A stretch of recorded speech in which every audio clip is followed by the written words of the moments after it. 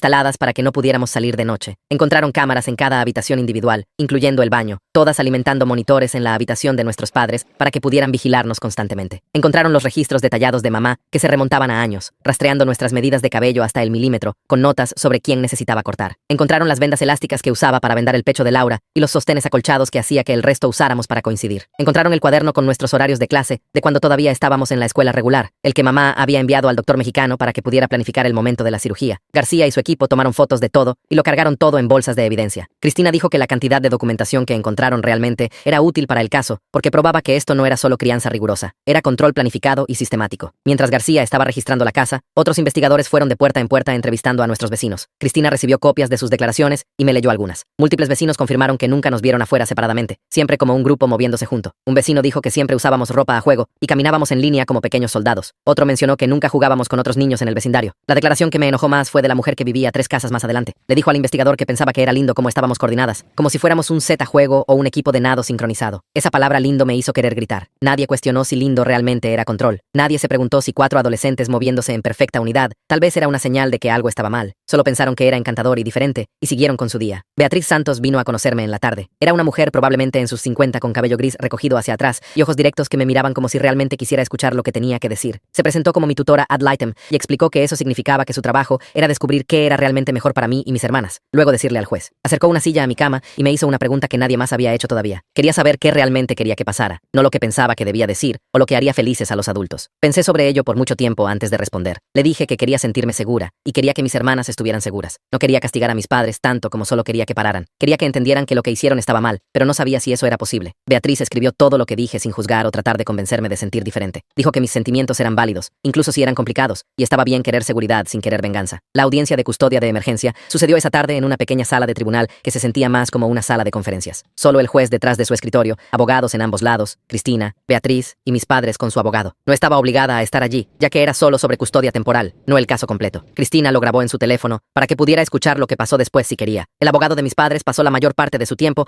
argumentando que Servicios Sociales estaba persiguiendo a una familia por sus elecciones de educación en casa y valores tradicionales. Siguió diciendo cosas sobre libertad religiosa y derechos parentales, tratando de hacer esto sobre sistemas de creencias en lugar de lo que mis padres realmente nos hicieron. Afirmó que el incidente del aeropuerto fue un malentendido, que habíamos tomado medicamento voluntariamente, y mis padres estaban siendo responsables al monitorearnos. Dijo que los procedimientos planificados en México eran elecciones cosméticas que muchas familias hacen, como frenos o tratamiento de acné. Escucharlo torcer todo me hizo sentir loca, como si estuviera describiendo una realidad completamente diferente a la que viví. El juez dejó que el abogado terminara, luego empezó a repasar la evidencia. Miró las fotos de nuestras lesiones, las cicatrices del vendaje y quemaduras químicas y marcas de inyección. Leyó los correos sobre los planes quirúrgicos en voz alta, incluyendo las partes sobre remoción de costillas y alteración de cuerdas vocales. Escuchó el testimonio de Sabrina sobre los serios riesgos médicos que estábamos enfrentando, como algunos de los procedimientos planificados podrían haber causado daño permanente o incluso muerte. Cuando finalmente habló, su voz era firme y clara. Ordenó que fuéramos removidas de la custodia de nuestros padres temporalmente. Dijo que solo podían tener visitas supervisadas en instalaciones aprobadas y programó una audiencia completa para 3 semanas después. Escuché la grabación en mi cama de hospital y sentí que podía respirar un poco más fácil, pero también me sentí culpable por el alivio, como si estar contenta de estar lejos de mis padres me hiciera una mala hija, aunque literalmente nos habían drogado y planeado alterar quirúrgicamente nuestros cuerpos sin consentimiento real. Cristina vino a mi habitación después de la audiencia, luciendo cansada pero determinada. Se sentó y explicó la situación de colocación honestamente. Había encontrado un hogar de acogida que podía tomar a 3 de nosotras juntas, pero no 4. Preguntó si una de nosotras estaría dispuesta a ir a un hogar de acogida separado para que las otras 3 pudieran permanecer juntas, ya que era la mejor opción disponible ahora. Me ofrecí inmediatamente, las palabras saliendo antes de siquiera pensar en ellas. Yo era la mayor. Yo era la que nos metió en esto al ser atrapada fingiendo dormir, en lugar de permanecer inconsciente como mis hermanas. Yo debía ser la que sacrificara. Cristina me miró por un largo momento. Luego preguntó si estaba segura o si solo estaba haciendo lo que pensaba que debía hacer. Le dije que estaba segura, aunque no lo estaba completamente, porque alguien tenía que hacer la elección, y debía ser yo. Esa noche, Cristina me lleva a un hogar de acogida a unos 20 minutos, en un vecindario con árboles bordeando las calles y casas que todas se ven diferentes entre sí. Una pareja en sus 60 abre la puerta y se presenta, pero estoy tan cansada que apenas registro sus nombres. Me muestran una pequeña habitación en el segundo piso, con paredes azul claro y una ventana que da al patio trasero. La mujer abre el armario y me muestra 3 conjuntos diferentes de pijamas colgando allí, preguntando cuál quiero usar esta noche. Los miro por mucho tiempo porque nunca me habían preguntado que eligiera antes, y finalmente señalo el del medio con pequeñas flores. Ella sonríe y me deja sola para cambiarme, y noto que la puerta tiene una cerradura, pero solo funciona desde adentro. Nadie puede encerrarme. Me siento en la cama después de cambiarme, y la casa está tan silenciosa. Puedo escuchar el reloj haciendo tic-tac abajo. Sin Sin mis hermanas respirando cerca, el silencio se siente enorme e incorrecto, como si faltara algo importante, pero también se siente más ligero de alguna manera, como si pudiera respirar más profundo sin igualar mi respiración a la de ellas. Me acuesto y subo la cobija, y por primera vez en años, me duermo sin escuchar los pasos de mamá en el pasillo, o verificar si mis hermanas todavía están allí. A la mañana siguiente, Cristina me recoge y me lleva a mi primera cita de terapia con un hombre llamado Eduardo Luna, quien tiene una oficina en un edificio en el centro. Tiene tal vez 40 años con una voz tranquila, y no intenta estrecharme la mano cuando entro, solo señala una silla cómoda y se sienta frente a mí. Explica que trabajaremos en metas muy pequeñas y realistas,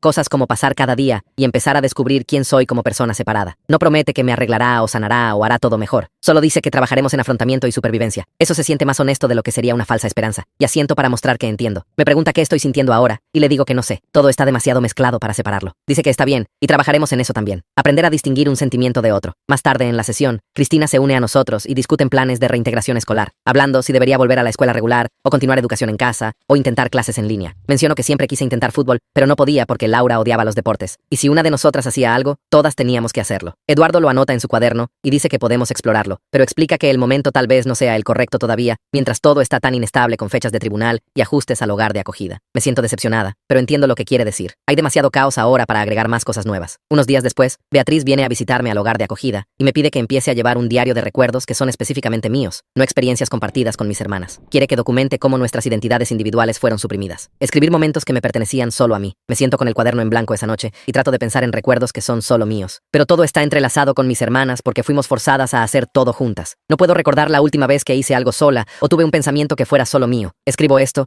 y le muestro a Beatriz la próxima vez que visita. Y dice que esa lucha misma es evidencia de lo que nuestros padres nos hicieron. El hecho de que no pueda encontrar recuerdos individuales prueba cuán completamente borraron nuestros yo separados. Aproximadamente una semana después de empezar el diario, Cristina llama con noticias sobre la clínica mexicana. Me dice que recibieron palabra de que la clínica cerró o se mudó de ubicación, y la pista del doctor sin licencia se enfrió. Mi estómago se retuerce cuando dice esto porque significa que todavía está ahí afuera en algún lugar haciéndole esto a otros niños, y me siento culpable aunque sé que no es mi culpa. Beatriz me recuerda después que tengo 16 años, y detener criminales médicos internacionales no es mi responsabilidad, pero la culpa se queda pesada de todos modos. Sigo pensando en otras niñas que podrían terminar en esa mesa quirúrgica porque no lo atrapamos a tiempo. Una semana después de la audiencia de custodia, estoy desplazándome por las redes sociales en mi teléfono cuando recibo una solicitud de mensaje de una cuenta que no reconozco. La foto de perfil está en blanco, y el nombre de usuario son solo letras y números aleatorios. Lo abro, y el mensaje dice: todavía podemos arreglarte, todavía podemos hacerte perfecta, te amamos. Sé inmediatamente que es de mis padres violando la orden de no contacto, y mis manos empiezan a temblar tan mal que casi dejo caer el teléfono. Tomo una captura de pantalla del mensaje como Cristina me enseñó, y se lo envío inmediatamente. Luego bloqueo la cuenta y borro la solicitud de mensaje. Cristina me devuelve la llamada dentro de una hora, y me dice que lo está reenviando a García y al fiscal. 2 días después, Cristina llama de nuevo para decirme que García rastreó la cuenta de redes sociales falsa, de vuelta a la computadora de trabajo de papá, usando la dirección IP. Está presentando una moción por desacato al tribunal, ya que mis padres violaron la orden de no contacto. Cristina dice: esto prueba que tenía razón al reportarlo y que están sucediendo consecuencias, lo que ayuda a calmar el pánico que surgió cuando vi su mensaje por primera vez. La semana siguiente, tengo mi primera visita supervisada con mis hermanas en un centro de visita neutral, un edificio simple con salas de reuniones y cámaras por todas partes. Tan pronto como estamos en la misma habitación, empezamos a discutir sobre de quién es la culpa y quién debería haber hecho qué diferente. Laura dice que debería haberme quedado callada, y todavía estaríamos todas juntas, y le respondo bruscamente que juntas significaba drogadas y yendo a cirugía. Carla empieza a llorar y decir que solo quiere que todo vuelva a la normalidad, y Daniela grita que no hay normalidad a la que volver. La supervisora se sienta tranquila y nos deja trabajarlo en lugar de callarnos. Y eventualmente, estamos todas llorando y abrazándonos y admitiendo que tenemos miedo y estamos de luto, aunque también estamos más seguras. Nos aferramos unas a otras por mucho tiempo, y me doy cuenta de que esta es la primera vez que nos hemos tocado en semanas. La primera vez que estamos cerca sin ser forzadas a coincidir. Unos días después de esa visita, Cristina lleva a Daniela a una cita con un especialista ortopédico, quien examina su espalda y toma radiografías. El doctor confirma que la postura encorvada forzada dañó su columna de maneras que requerirán fisioterapia y podrían causar dolor crónico por el resto de su vida. Daniela se sienta en el auto después luciendo enojada y triste al mismo tiempo. Y no sé cómo ayudarla a aceptar que algunas de las cosas que nuestros padres hicieron no pueden deshacerse. Sigue preguntando por qué le harían esto, por qué no podían simplemente dejarla ser alta, y no tengo respuestas que tengan sentido. La semana siguiente, Carla ve a un doctor otorrinolaringólogo, quien mira su garganta y hace pruebas en su voz. Diagnostica nódulos vocales del entrenamiento de voz forzado y explica que necesitará meses de reposo vocal y terapia, e incluso así, su voz podría nunca sonar exactamente como sonaba antes. Carla llora en la sala de examen porque era increíble en el violín y cantando, y ahora su voz podría estar permanentemente dañada. Sostengo su mano mientras lamenta lo que nos fue quitado, y pienso en cómo nuestros padres nos robaron tantas cosas que nunca recuperaremos. 2 días después de la cita otorrinolaringológica de Carla, Cristina llama para decirme que Laura tuvo otra crisis en su hogar de acogida, y la están moviendo a un programa psiquiátrico residencial, donde puede recibir más ayuda. Pregunto si puedo visitarla, y Cristina dice: todavía no, pero puedo escribir cartas. Así que, empiezo a escribirle a Laura cada día sobre cosas completamente normales, como el tiempo estar soleado o lluvioso, lo que comí en el desayuno, qué programa vi en la televisión. Le cuento sobre el gato de la familia de acogida que se sienta en mi regazo mientras hago tarea, y cómo el perro del vecino ladra a las ardillas cada mañana. Escribo sobre las pequeñas cosas porque quiero que sepa que hay un mundo normal aquí afuera esperándola cuando esté lista para volver. Nunca menciono a mamá o papá o las cirugías o nada de las cosas malas. Solo le doy detalles normales y aburridos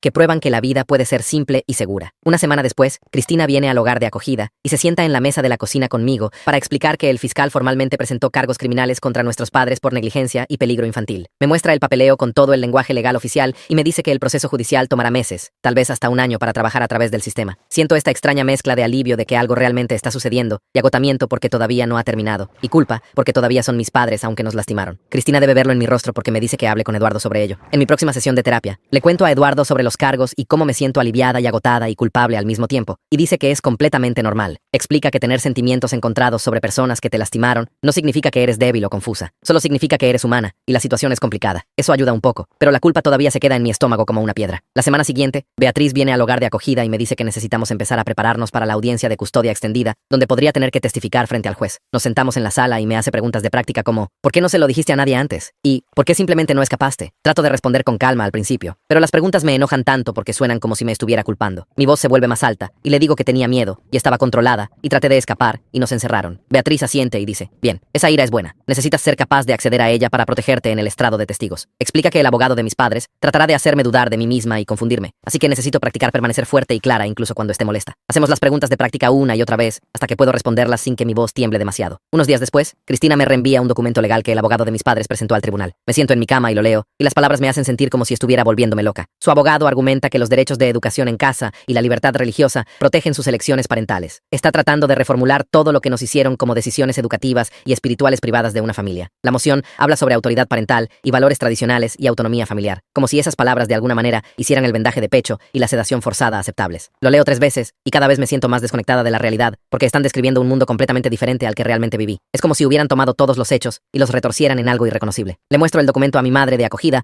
y le pregunto si soy yo la loca, si tal vez estoy recordando mal. Me abraza y dice, no, no estás loca. Y a veces las personas en el poder usan palabras elegantes para ocultar verdades feas. Ese fin de semana estoy desempacando una bolsa donada de ropa en mi habitación, clasificando camisas y jeans que alguien dejó para mí. En el fondo de la bolsa encuentro una fotografía vieja que debe haberse mezclado por accidente. La saco y mis manos empiezan a temblar porque es de antes de que comenzara la coincidencia, de cuando tenía tal vez 4 o 5 años. La foto muestra 4 niñas pequeñas que realmente se ven como 4 personas diferentes. Una tiene cabello rizado, una tiene cabello liso, una es más alta, una es más pequeña. Usan camisas de colores diferentes y sonríen sonrisas diferentes. Miro fijamente mi rostro más joven en la foto y trato de recordar quién era esa niña, qué le gustaba, qué la hacía diferente de sus hermanas, pero los recuerdos están tan desvanecidos y enterrados bajo años de igualdad forzada que apenas puedo encontrarlos. Pongo la foto en el cajón de mi mesita de noche porque mirarla duele demasiado, pero tampoco puedo tirarla. 3 semanas después, la audiencia de custodia extendida comienza en una fría mañana de febrero. Beatriz me recoge temprano y conducimos juntas al tribunal. Me recuerda que mire al juez cuando hable, no a mis padres, y que me tome mi tiempo respondiendo preguntas. La sala del tribunal es más pequeña de lo que esperaba, con paneles de madera y luces fluorescentes que zumban suavemente. Mis padres se sientan en una mesa con su abogado, y cuando entro, mamá empieza a llorar. Me obligo a desviar la mirada y concentrarme en el escritorio del juez. El alguacil me llama al estrado de testigos, y pongo mi mano sobre la Biblia y juro decir la verdad. Mi voz tiembla cuando empiezo a hablar, pero Beatriz tenía razón. Se vuelve más estable mientras continúo. Le cuento al juez sobre las cámaras de vigilancia en cada habitación, incluyendo el baño, sobre el vendaje de pecho que hizo que Laura se desmayara, sobre la sedación forzada la noche antes del aeropuerto. Describo los planes quirúrgicos y la clínica mexicana y los 20,000 euros que mis padres pagaron por adelantado. Miro el rostro del juez en lugar de a mis padres, y eso me ayuda a seguir hablando incluso cuando mi garganta se aprieta. Cuando termino mi testimonio, el abogado de mis padres se levanta para el contrainterrogatorio. Es un hombre mayor en traje gris, y me sonríe de una manera que debería parecer amable pero se siente mala. Sugiere que tal vez manipulé a mis hermanas para tener miedo, que tal vez inventé los planes quirúrgicos para llamar la atención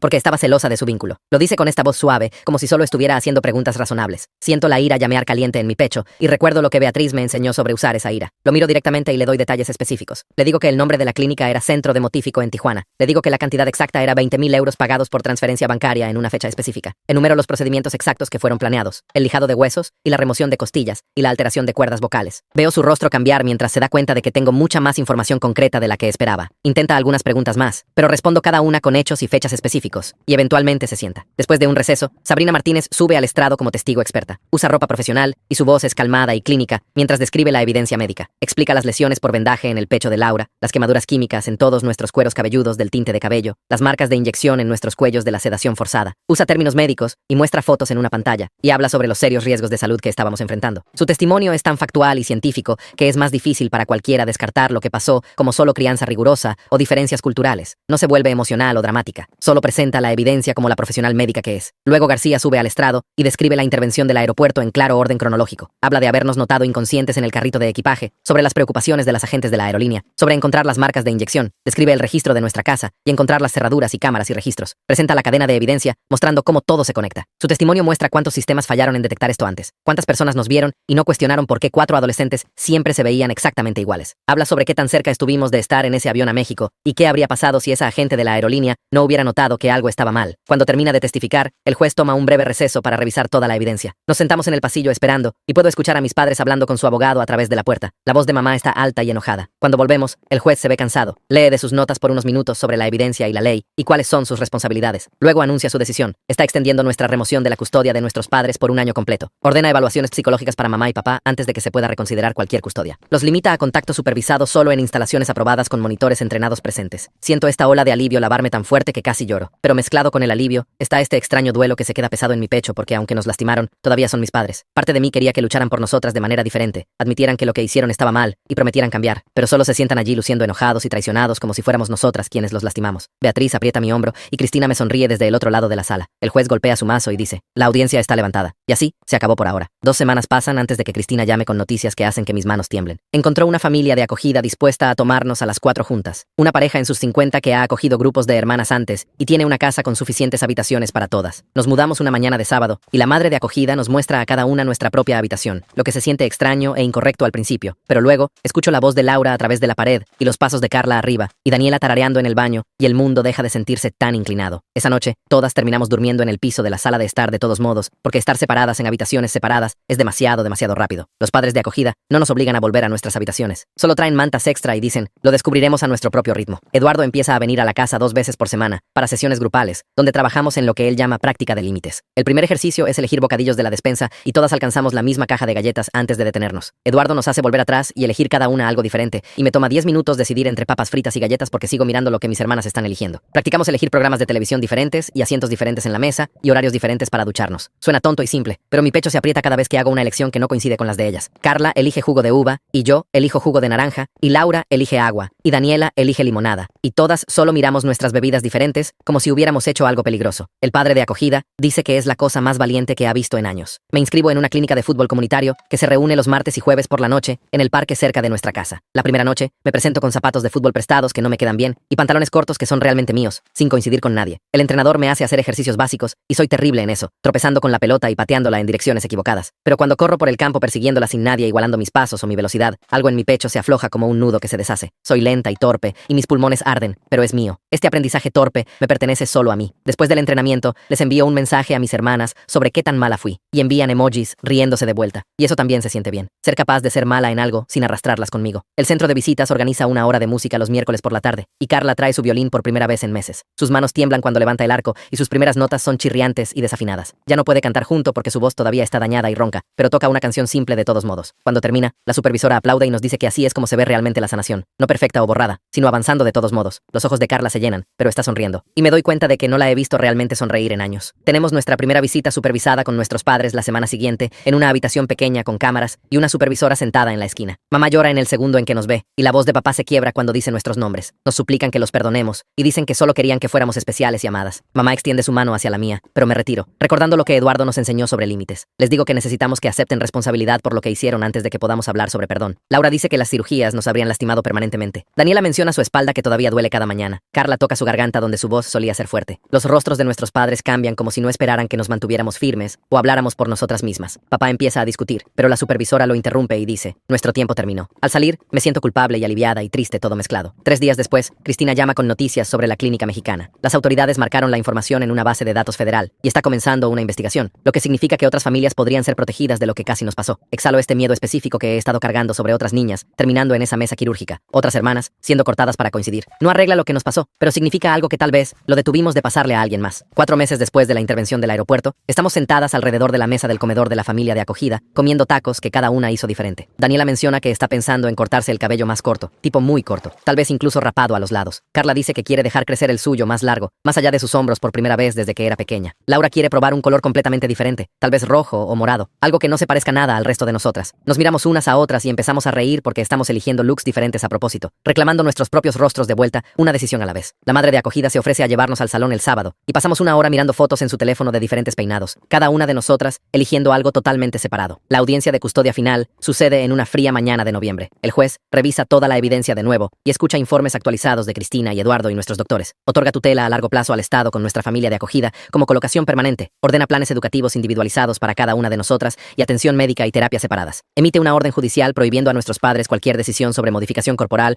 o procedimientos médicos para nosotras. No es un final de cuento de hadas donde todo se arregla y todos están felices, pero es seguridad real con protección legal detrás. Y eso importa más que perfecto. 5 meses después de que todo cambió, entro sola a la farmacia para comprar toallas sanitarias. No las escondo bajo otros artículos, ni finjo que las estoy comprando para alguien más. La cajera las registra como si fuera normal, porque es normal. Les envío un mensaje a mis hermanas con un meme tonto sobre cólicos menstruales en mi camino a casa y responden en diferentes momentos con diferentes reacciones. Esa tarde en la oficina de Eduardo, admito que el camino por delante todavía es largo y difícil. Le cuento sobre las pesadillas donde me despierto pensando que todavía estoy en esa camioneta yendo al aeropuerto. Menciono cómo a veces todavía alcanzo las mismas cosas que mis hermanas eligen sin pensar. Pero también le cuento que nunca más seremos forzadas a cuerpos idénticos. Estamos aprendiendo a ser 4 personas separadas que eligen amarse. Y eso es más difícil y mejor y más real que cualquier cosa que tuvimos antes. Y ese es mi lado de la historia. La parte divertida es siempre escuchar el tuyo, porque notas cosas que yo no noté. Comparte tu opinión en los comentarios. Estaré leyendo.